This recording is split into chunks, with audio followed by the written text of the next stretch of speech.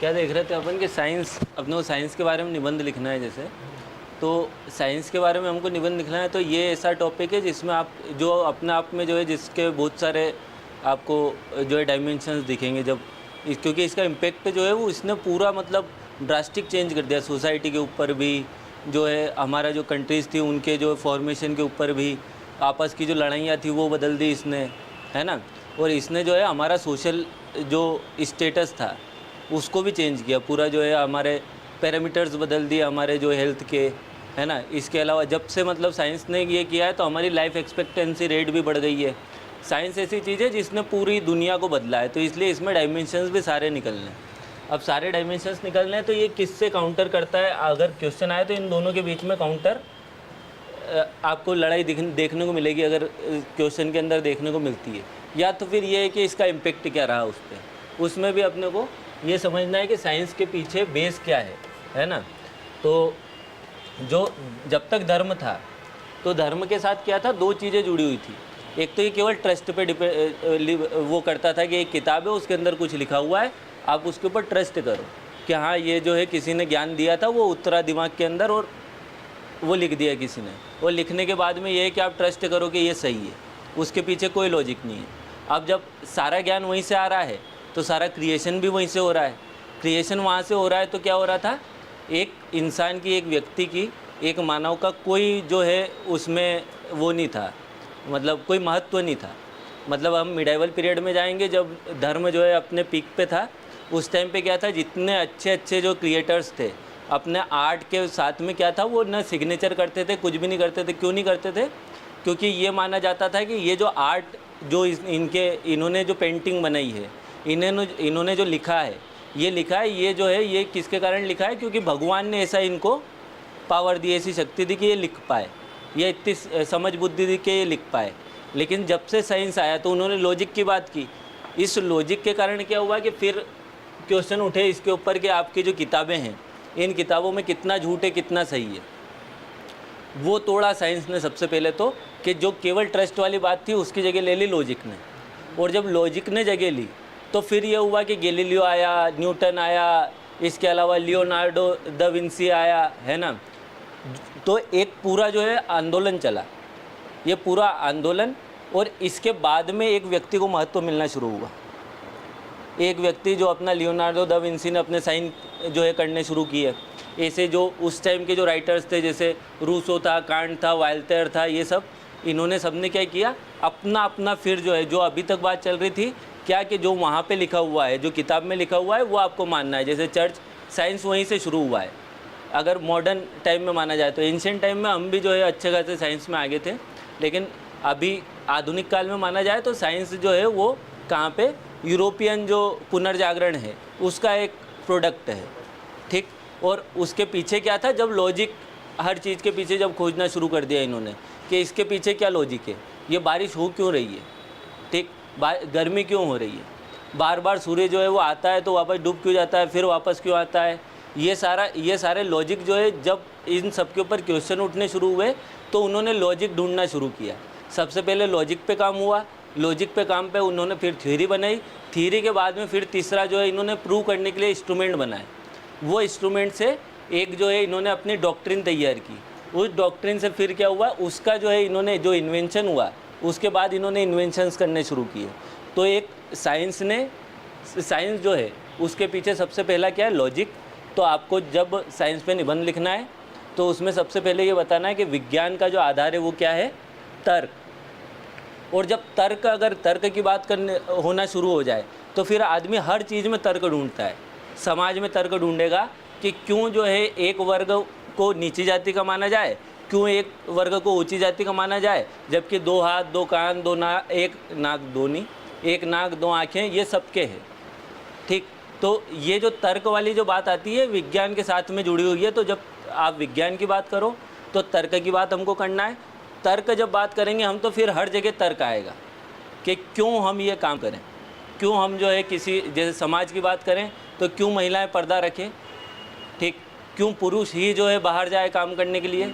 हमारे जो modern period था इसमें ये माना जाता था, मिडाइवल पीरियड से माना जाता था कि जो भी इसको समुद्र को लांघेगा तो वो क्या है कि उसके ऊपर कर्स, उसके ऊपर जो है श्राप लग जाएगा।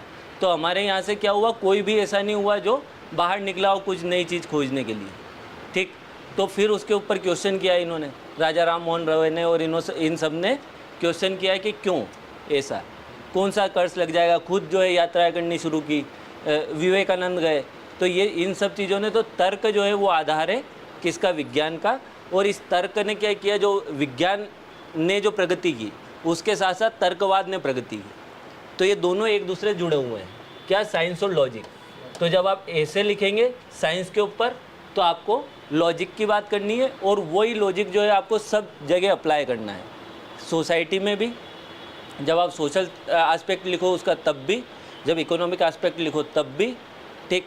एनवायरमेंटल कोई एस्पेक्ट आपको लिखना है तब भी, कि जो भी करना है उसके पीछे लॉजिक क्या है, ठीक। जो भी हम कर रहे हैं उसके पीछे लॉजिक क्या है, क्यों हमने वो किया, ठीक। तो यहाँ पे साइंस सबसे पहले लॉजिक की बात करनी है। इसके बाद में जो साइंस ने धीरे धीरे जब प्रगति करनी शुरू की तो उसने किस सेक्टर में क्या दिया। जैसे साइंस ने, जब साइंस सबसे पहले हमारा जो है बात करें साइंस, तो हमारी हेल्थ की बात करें, है ना। तो हेल्थ के सेक्टर में साइंस ने क्या दिया, तो आपको एनेक्डोट कोई भी लिख देना है। कौन सा, जैसे ये इंसुलिन वाला एक एनेक्डोट है, क्या कि पहले जो है शुगर के कारण आदमी जो मर ही जाता था, सीधे उसकी शुगर बढ़ी वो मर जाएगा, पता भी नहीं चलता था क्यों, शुगर लेवल कंट्रोल करना भी नहीं सीखते थे। इंसुलिन जो आया, वो इंसुलिन ने क्या किया, एक इंजेक्शन और हज़ारों लोगों की जान बच गई। कोविड-19 जो फैल रहा था, तो क्या वैक्सीन जो है, साइंस नहीं होता वो वैक्सीन नहीं बनती। तो हेल्थ के सेक्टर में लगभग हर जगह पे आपको बात लिखनी है, कब, कहाँ से लेके, जब से हम पैदा होने से लेके जब हम मरते हैं वहाँ तक आपको किस तरह से हेल्प कर रहा है साइंस। और इसमें आपको क्या लिखना है, लाइफ एक्सपेक्टेंसी रेट जो बड़ी है हमारी, वो नेगेटिव में जाएंगे तो उसके कारण क्या हुआ, पॉपुलेशन ग्रोथ हमारी बहुत ज़्यादा तेज़ी से बढ़ी, उसको फिर कंट्रोल करने में भी साइंस ही आगे आई, ठीक। तो साइंस का जो पहले आता था साइंस वरदान या अभिशाप, तो आपको वही वरदान या अभिशाप ही दिमाग में रखना है कि जब आंसर लिखने जाएँ तो उसके पॉजिटिव्स साथ में उसके नेगेटिव्स, फिर उसका सॉल्यूशन फिर भी आप साइंस में ही खोजने जाते हैं, ठीक। तो ये पूरा जो एक वो चलेगा आपका हर डायमेंशन के अंदर आपकी जो लाइन चलेगी वो इसी तरह से चलेगी कि उसका फ़ायदा, उसके नुकसान, और उसके नुकसान के बाद में उससे काउंटर करने के लिए फिर साइंस क्या दे रहा है आपको, अगला ऑप्शन, है ना। तो ये तो पुरानी बात हो गई, ये तो ऐसी बात हुई कि आपको इंट्रोडक्शन लिखना है। लेकिन मेन बॉडी में जब जाएंगे तो मेन बॉडी में किन चीज़ों की आपको चर्चा करनी है सबसे ज़्यादा, तो जो सबसे नई अभी चल रही है, ठीक, सबसे लेटेस्ट जो चल रही है अब हर सेक्टर में। जैसे हेल्थ में जाएंगे आप तो सबसे लेटेस्ट क्या चल रहा है अभी, हेल्थ सेक्टर में आप जाएं तो सबसे लेटेस्ट क्या चल रहा है कि अब हम क्या कर ले रहे हैं, अब हम किसी नए उसको अंग को बना भी ले रहे हैं, है ना। 3D उससे हम नया जो है क्रिएट भी कर ले रहे हैं। हमने जो है इसके लिए ये किया है कि बोन मेरो से जो वो निकाला और उसके थ्रू जो है आप एक नया क्रिएट ही कर ले रहे हैं, नया अंग। तो ये बात आपको लिखनी है। आपको वैक्सीन किस तरह से जो है डिजीज़ के अगेंस्ट आपको वो दे रही है, इम्यूनिटी दे रही है, वो आपको लिखना है ना। इसके बाद में तो हेल्थ सेक्टर में आपको नेगेटिव कुछ नहीं मिलेगा जब आप लिखने जाएंगे तो हेल्थ सेक्टर में आपको सबसे नया जो हो रहा है वो। हेल्थ सेक्टर के बाद में जब अगला हमारे सामने आएगा क्या, एनवायरनमेंट वाला सेक्टर। तो एनवायरनमेंट वाले सेक्टर में आपको पहले तो ये बताना पड़ेगा कि जब हमने साइंस जो है उसका यूज़ करना शुरू किया तो सबसे पहले हमको ये पता ही नहीं था कि ये क्या हमको एडवर्स इफेक्ट देने वाला है ना। तो हमने क्या, जब फॉसिल फ्यूल्स और ये सब यूज़ किए तो उसके कारण एनवायरनमेंट के ऊपर तो नेगेटिव इम्पेक्ट पड़ा, लेकिन सोसाइटी जो हमारी चेंज हुई है। जब आप साइंस लिखने जाएंगे तो सबसे पहले हम हेल्थ, दूसरा सोसाइटी के बारे में बात करें। सोसाइटी के ऊपर कहाँ कहाँ इम्पेक्ट किया है साइंस ने, आप देखने जाएंगे तो सबसे पहली बात साइंस ने क्या किया, सोसाइटी में जो ऊंच नीच वाली जो भावना थी, है ना, उसके पीछे लॉजिक, किसमें, जो महिला पुरुष के बीच में जो हमारा झगड़ा था उसके पीछे लॉजिक। तो इस तरह से इन्होंने क्या किया कि एक काउंटर दिया उन लोगों को जो नीचे तबके के थे या जो समाज में निम्न स्तर पे जो थे, उनको एक काउंटर दिया कि आप जो है लड़ो। और क्यों लड़ो, क्योंकि आपके साथ जो हो रहा है उसके पीछे कोई लॉजिक नहीं है, ठीक। तो साइंस ने पहला काम तो ये किया एक सोसाइटी के लिए। दूसरा काम क्या किया फिर कि एक सोसाइटी का ट्रांसफॉर्मेशन किस तरह से होता है, रूरल से अर्बन, है ना। रूरल से अर्बन के बाद में नया कॉन्सेप्ट कौन सा, रूरबन, के रूरल एरियाज़ जो है वहाँ पे अर्बन फैसिलिटीज़। तो जो दूर दराज के इलाके हैं या जो उस टाइम पे दूर दराज के माने जाते थे, जब ट्रेन नहीं थी मान लो, तो उस टाइम पे तो लगभग हर जगह जो थी वो क्या थी, एक बंद जो है इकोनॉमी की तरह काम कर रही थी। इसने क्या किया कि जो सोसाइटी है उसको पूरी तरह से खोल दिया। तो साइंस का ये रोल। इसके बाद में साइंस का और सोसाइटी में रोल क्या रहा, विज्ञान का सोसाइटी में रोल देखें तो इसने धर्म के रोल को, धर्म का की जो भूमिका थी किसी समाज में, धर्म की भूमिका को कम करके तर्क की भूमिका को ज़्यादा कर दिया, बढ़ा दिया। ठीक। इसके बाद में और सोसाइटी में क्या इसने ट्रांसफॉर्मेशन लेके आया, साइंस और सोसाइटी में क्या ट्रांसफॉर्म, आपको और क्या दिखते हैं, ज़्यादा गरीब लोगों को मुख्यधारा में ऐड कर पा रहे हैं, है ना। साइंस की मदद से ये है कि हम हमारा गवर्नेंस जो है वो ज़्यादा लोगों तक पहुंचा पा रहे हैं, ये इनका है। अब यहाँ पे जो ये वाली जो जगह आएगी, यहाँ पे आपको फिर जो है आपके सामने एक क्वेश्चन आएगा, लिखेंगे, लिखते ही क्वेश्चन आएगा आपके सामने ये कि क्या ऐसा हुआ है कि साइंस ने सच में भी जो लोअर क्लास के जो लोग थे उनको इतना सपोर्ट किया कि वो अपर क्लास या अपर मिडिल क्लास में आ गए। तो ऐसा इस, और जब एआई की बात करें, आज आर्टिफिशियल इंटेलिजेंस जैसे आया है, सबसे लेटेस्ट टेक्नोलॉजी वही है।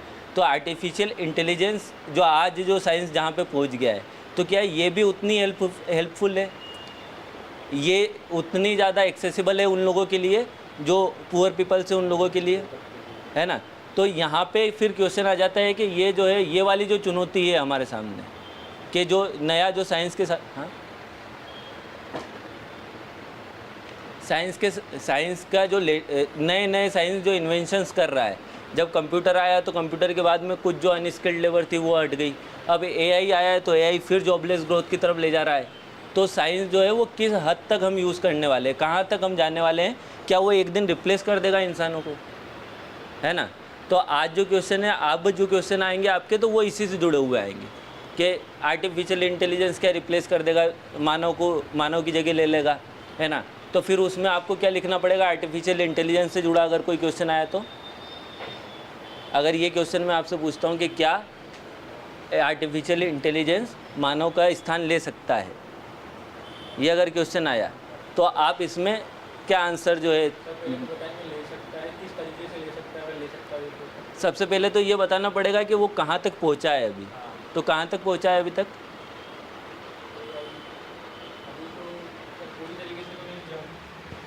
जैसे अगर हम आर्टिफिशियल इंटेलिजेंस की बात करें, क्योंकि यही मेरे को लगता है कि डिस्कशन के टॉपिक है, बाकी सारी चीज़ें तो लिखी जा सकती है, 1000 के आप 5000 वर्ड्स लिख देंगे उसमें। आर्टिफिशियल इंटेलिजेंस सबसे पहले होता है क्या है आर्टिफिशियल इंटेलिजेंस, आपको पता है कैसे काम करता है एआई, कैसे काम करता है, जैसे एलेक्सा वगैरह है, हाँ, ये कैसे काम करते हैं। नहीं, एलेक्सा आर्टिफिशियल इंटेलिजेंस का एग्जांपल है, या फिर एलेक्सा जो है वो आपका एक केवल हेल्पर है एक तरह से देखा जाए, वो आर्टिफिशियल उसका एग्जांपल इंटेलिजेंस का एग्जांपल है। वो किस तरह से, सर वो सारा डाटा में प्रोवाइड करा सकती है, हाँ, या बहुत सी चीज़ों में हेल्प भी कर रही है। आप क्वेश्चन पूछेंगे तो आपकी हेल्प करेगी वो, उसके बाद तो वो कैसे करती है,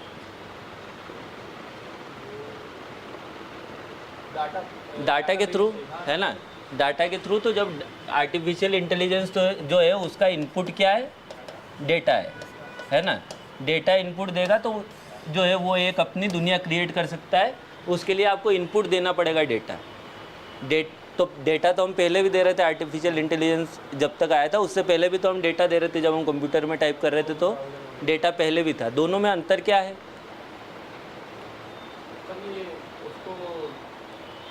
हम डाटा मांगते थे तब पहले, तो पहले सारा डाटा आ जाता था, लेकिन अभी हम स्पेसिफिक जो पूछते हैं वही हमें छांट के और निकाल के देता है, जो छांट के निकाल के देता है कि हमको ये चाहिए, इसको तैयार करके दो। ये कैसे कर पाया वो, नहीं साइंस तो है, लेकिन इसके पीछे क्या है, ये कैसे कर पाया। इसमें क्या हुआ कि इससे पहले जो प्रोग्रामिंग होती थी, मतलब ये थोड़ी टेक्निकल है लेकिन आपको जानना ज़रूरी है, क्योंकि ये फिर बाद में डेटा प्रोटेक्शन उन सब से जुड़ता है। सबसे पहले क्या होता था कि हम जब कैलकुलेटर है, वो सबसे इजी एग्जांपल है इसका। कैलकुलेशन जो होती है, आप अपने मोबाइल में कैलकुलेटर चलाते हैं तो आप 2 + 2 लिखते हैं, 4 आ जाता है, ठीक। तो आपको इनपुट क्या क्या देना पड़ा, 2 लिखना पड़ा, प्लस लगाना पड़ा, 2 लिखना पड़ा, 4 आया। आपने एलेक्सा से क्या बोला कि एलेक्सा 2 और 2 जोड़ेंगे तो क्या आएगा, है ना। 2 और 2 जोड़ेंगे तो क्या आएगा, ये आपने, या 2 और 5 जोड़ेंगे तो क्या आएगा, आपने उसको बोला, वो कुछ निकाल के दे दिया उसने अपनी तरफ से। यहाँ पे आपको क्या हुआ, पूरा जो है इनपुट नहीं देना पड़ा, आपको केवल ये बोलना पड़ा कि जोड़ के बता दो। तो ये क्या होता है, ये कैसे होता है, तो इसमें ये होता है कि उसमें जो प्रोग्रामिंग थी वो ऐसे थी कि 2 के आगे अगर प्लस लगा हो और आगे जो लिखा हुआ हो तो इन दोनों को जोड़ना है अपने को और 4 बताना है। अब ये है कि अब उसके पास में डेटा पहले से रहता है ना। बात अपन ने कही जोड़ने की, तो वो सोचता है कि अच्छा जोड़ने की बात कही है। अब वो उसका जो पूरा डेटा है, वो पूरा डेटा वो एनालिसिस करता है कि जहाँ जहाँ जोड़ना हुआ तो वहाँ क्या हुआ, तो जहाँ भी जोड़ने का शब्द आया है वहाँ पे 2 और 2 4 ही था, 3 और 2 5 था, 6 और 7 13 था। जहाँ जोड़ना शब्द आया उसके बाद जो डेटा है उसमें डेटा में जो लिखा हुआ है ना, उस डेटा के अंदर पूरा वो जो है समझ जाएगा क्या करना है। अच्छा, इसको जोड़ने का मतलब ये है कि प्लस, मतलब यहाँ पे आप प्लस इनपुट नहीं दे रहे हो, वो खुद से समझ रहा है कि जोड़ने की बात कही है तो प्लस इनपुट मुझे देना है ना। तो एक डेटा की बहुत ज़्यादा ज़रूरत उसको पढ़ने वाली है। पहले डेटा की ज़रूरत नहीं थी, इसमें डेटा की ज़रूरत पड़ने वाली है। तो अब जो डेटा की ज़रूरत पड़ने वाली है ये कहाँ से आ रहा है, तो ये आप ही की प्राइवेसी ब्रीच होके वो डेटा वहाँ तक पहुँच रहा है उसके पास, एलेक्सा के पास। कि आपकी जो प्राइवेसी थी उसको ब्रीच किया, वो डेटा जो है वो पूरा उन्होंने इकट्ठा करके रखा हुआ है, वो एलेक्सा का जो डेटाबेस है वहाँ पे रखा हुआ है। अब आप जो भी बात बोलेंगे कि मुझे एक एप्लीकेशन लिखनी है अपने जो है प्रिंसिपल को छुट्टी के लिए, तो कैसे क्या, तो मुझे कुछ लिख के दे दो। तो अब वो क्या करेगी, एलेक्सा अपना पूरा डेटा निकालेगी, उसमें जो सबसे ज़्यादा क्लिक्स जहाँ रहेंगे, जिसका सबसे ज़्यादा जो चल रहा होगा उसको मानेगी और आगे बढ़ जाएगी। अभी इसमें क्या हुआ कि आपके आजकल जो चल रहा है, जैसे ट्विटर पे ट्रेंड चल रहा है कोई के जो है मुस्लिम्स को जो है हमको कोई डेरोगेटरी कमेंट चल रहा है उसके ऊपर, है ना, मुस्लिम्स के अगेंस्ट कोई डेरोगेटरी कमेंट चल रहा है और वो जो है उसके ऊपर बहुत ज़्यादा ट्वीट है ना, बहुत ज़्यादा ट्वीट है। तो वो एलेक्सा को ये समझ नहीं है कि वो सही है या गलत है। एलेक्सा को ये पता है कि सबसे ज़्यादा जो है ये माना जा रहा है, इसका मतलब यही सही है, ठीक। तो अगर एलेक्सा इस तरह से काम करने लगी क्या कि मेजोरिटी में जो बातें चल रही है उसको सही मानने लगी, तो फाइनली एलेक्सा क्या होगी, एलेक्सा आपके सामने एक जो ये होता है सांप्रदायिकता, तो वो सांप्रदायिक एलेक्सा होगी, कट्टर एलेक्सा आपके सामने आएगी, ठीक। तो कट्टर एलेक्सा आपके सामने, तो इसका जो डेटा है वो डेटा हमको पता है कि कहाँ यूज़ करना है, एलेक्सा को नहीं पता। एलेक्सा को तो इतना पता है कि पूरी दुनिया में जो सही चल रहा है, जैसे काले लोग हैं अगर, है ना, तो ब्लैक लोग हैं, उनके खिलाफ कोई अगेंस्ट कोई जो है ट्विटर पे ट्रेंड चल रहा है, या उनके अगेंस्ट फेसबुक पे कोई ट्रेंड चल रहा है। अब उस टाइम पे अगर वो चलता रहा और एलेक्सा से बात पूछी तो एलेक्सा क्या कहेगी कि ये बहुत बेकार लोग होते हैं, इनसे दूर रहना चाहिए, ठीक। हिटलर के टाइम पे अगर एआई आया होता तो वो यहूदियों के अगेंस्ट होता है, क्यों, क्योंकि वो मेजोरिटी को फॉलो करती है। तो ये एआई के जो ड्रॉबैक है वो इस तरह से कि आपने जो डेटा इनपुट किया है वो जो है दुनिया वो क्रिएट करती है। मेजोरिटी जो सही है वो नहीं, जो मेजोरिटी में चल रहा है वो बताइए, ठीक।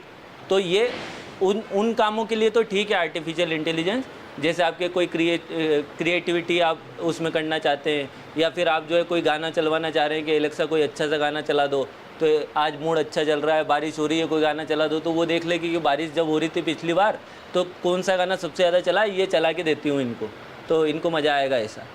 लेकिन अगर आपने कुछ और बात पूछ लिया, अगर उनसे पूछ ली कि जो है अगर आरक्षण के खिलाफ आपको कुछ लिखना है, रिजर्वेशन के अगेंस्ट कुछ लिखना है, और आपने ऐसे कुछ बात पूछी, तो वो जो मेजोरिटी का जो मत होगा वो आपके सामने ला के रखेगी। और अगर धीरे धीरे अगर उसने अपना ही ये दुनिया क्रिएट करी इस तरह की, तो वो जो है मेजोरिटी के हिसाब से आपके सामने आने वाली है। तो ये सबसे बड़ा चैलेंज है आर्टिफिशियल इंटेलिजेंस के सामने। तो आपका कोई उत्तर भी जाने वाला है तो उसमें सबसे पहले ये चैलेंज, और इस चैलेंज से जुड़ता हुआ आपको पूरा जो है आंसर फिर आगे फ्रेम करना पड़ेगा, ठीक। हम इसे कैसे ठीक कर सकते हैं? हाँ, तो इसका जो है इसके जो फ़ायदे हैं वो क्या है आर्टिफिशियल इंटेलिजेंस के, वो आपको इजीली मिलने वाले हैं, है ना। क्या क्या क्या फ़ायदे इसके आर्टिफिशियल इंटेलिजेंस के? डाटा इजीली मिल जाता है। डाटा इजीली मिल गया आपको, और सही है गलत वो नहीं, बस मिल जाता है। नहीं डाटा इजीली मिल जाता है ना। और तो बहुत सी चीज़ें उसने इजी बना दी से बढ़ा सकते हैं, हम हमारे काम करते काम करने की एफिशिएंसी बढ़ जाती है। और क्या होता है आर्टिफिशियल इंटेलिजेंस जैसे आया तो कहीं पे आपने आपको जैसे पटवारी होते हैं, पटवारी से नकल बनवाने जाते हैं लोग कि नकल बना दो हमारी। अब नकल बनवाने के लिए गए तो पटवारी लेता है 100 रुपया, 200 रुपया, 500 रुपया के साइन करने के। अब आर्टिफिशियल इंटेलिजेंस अगर होगा और आप गए कि यार हमारी नकल बनवानी है, आपने बोला, उसने अपने हिसाब से सर्च किया, उसके डेटाबेस के अंदर आपका नक्शा पड़ा हुआ है, वो नक्शा निकाला, उस नक्शे की कॉपी बनाई, उस कॉपी बना के आपको दे दिया उसने। तो अब इसमें क्या होगा, आपका करप्शन रुक जाएगा। ई गवर्नेंस को आप बहुत ज़्यादा अच्छे से प्रिवेल कर पाएंगे। तो आपका इसमें गवर्नेंस में हेल्प करेगा वो, ठीक है। आपकी डेली लाइफ एक्टिविटीज़ में हेल्प करेगा वो। आपको कब बाहर निकलना है, कब आपको जो है जैसे स्मार्ट वॉचेस जो आई है उसमें वो हेल्प करेगा आपके हेल्थ को जो है बचाए रखने के लिए। तो लगभग हर सेक्टर में वो आपकी हेल्प कर रहा है ना। तो हमको शुरुआत करनी है किससे, जो प्रशासन में जो हेल्प कर रहा है उससे, है ना। प्रशासन के बाद में लोगों की लाइफ इजी करने के लिए जो हेल्प कर रहा है उससे, उसके बाद में लोगों की लाइफ के अलावा जब जो नए नए आर्ट फॉर्म जो जनरेट कर रहा है वो अपने आप के अंदर, वो सारी बातें आपको बतानी है। अब ये जो सारी बातें हैं इसमें मैनुअल, इसके कारण क्या हो रहा है, जॉब आपकी जाएगी, लोगों की जॉब जाएगी। अगर खुद अगर उसको पता है कि प्रोडक्शन मेरा कहीं प्रोडक्शन चल रहा है और उनको पता है कि हमको जो है 3000 टन स्टील निकालना है ना, लेकिन पूरे उसका प्लांट का डेटा उसके पास में, उसको पता है कि यार यहाँ पे अगर गर्म ज़्यादा हो रहा है ना, या यहाँ पे जो है कोई आपका क्या चलता है, वो कुछ भी मशीन जो चल रही है वो ज़्यादा गर्म हो रही है, मेरे को बंद कर देना है। नॉर्मली ये काम कौन करते हैं, जो वहाँ पे ऑपरेटर्स होते हैं वो। लेकिन अगर आर्टिफिशियल इंटेलिजेंस के हाथ में आपने पूरा जो है ऑटोमेटिक करके दे दिया तो वो खुद समझ जाएगा क्या करना है। तो इसके कारण जॉब लॉस होने वाली है। जॉब लॉस होने के अलावा क्या होगा, और क्या होगा, बेरोज़गारी बढ़ेगी आपकी। इसके साथ में क्या है, एक्सेस इसका जो है कम लोगों के पास है ना। मोबाइल जिसके पास है उसी के पास एक्सेस है।